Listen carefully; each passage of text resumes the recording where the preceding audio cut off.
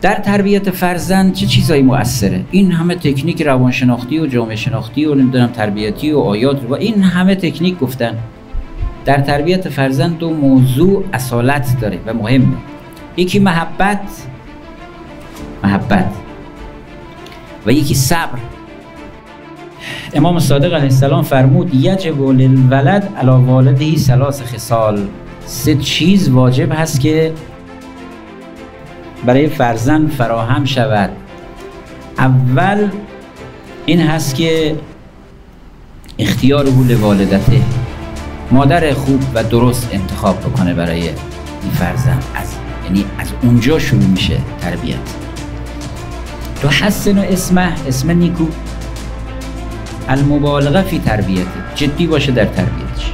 از مادر پس شروع میشه. با توجه به اینکه این نام حضرت حمیده پس با 3 تا پسوند اندلسیه، بربریه و مغربیه آورده شده، آیا اینا با هم تناقض دارن؟ نه. چه قابلیتی در این بانو بود که با وجود 5 فرقه، نه از دور و بر دور دستا، از خود خانواده امام صادق، این بانو باید بیاد حفظ کنه مسیر رو، جریان توحیدی رو و امام بعدی رو بالاخره حمایت کنن تا برسه به تولد امام رضا که در زمان تولد امام رضا قطعا ایشون حضور داشتن. حالا شما حساب کنید با اون مشکلاتی که در زمان امام موسی کاظم داشتیم، بالاخره ایشون دائم تحت تعقیب بودن، در زندان به سر بردن تا برسه دیگه امام رضا علیه السلام متولد بشن.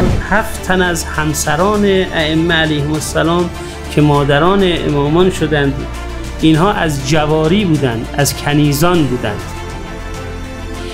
مادر امام سجاد علیه السلام، مادر امام کاظم علیه السلام، مادر امام رضا علیه السلام، مادر امام جواد علیه السلام، مادر امام هادی علیه السلام، مادر امام حسن عسکری علیه السلام و مادر امام زمان علیه السلام که بر همه اونها درود باد، اینها کنیزانی بودن. ما دختر رو میشناسیم، خب همینا قشنگ به مادرش میشه تعمیم داد. ما مادر رو نمیدونیم، ثمره وجود این خانومه که داریم میبینیم، اوضاع زمانش رو که داریم میبینیم. وقتی یه بچه بشه معصومه، فاطمه معصومه، یه بچه هم که دیگه امام معصومه، این نشون میده که این خانوم چه همتی کردن، چه فضای فرهنگی و تربیتی تو خونهشون موج میزد. قرآن میاد برای زنان کرامت قائل میشه، زنان رو جز پیکره جامعه میدونه. توی قرآن ما داریم دیگه، در سوره حجرات خداوند اینجوری میفرماید یا ایها الناس انا خلقناکم من ذکر و انثی، یعنی که ای مردم ما شما رو از زن و مرد خلق کردیم. نمیاد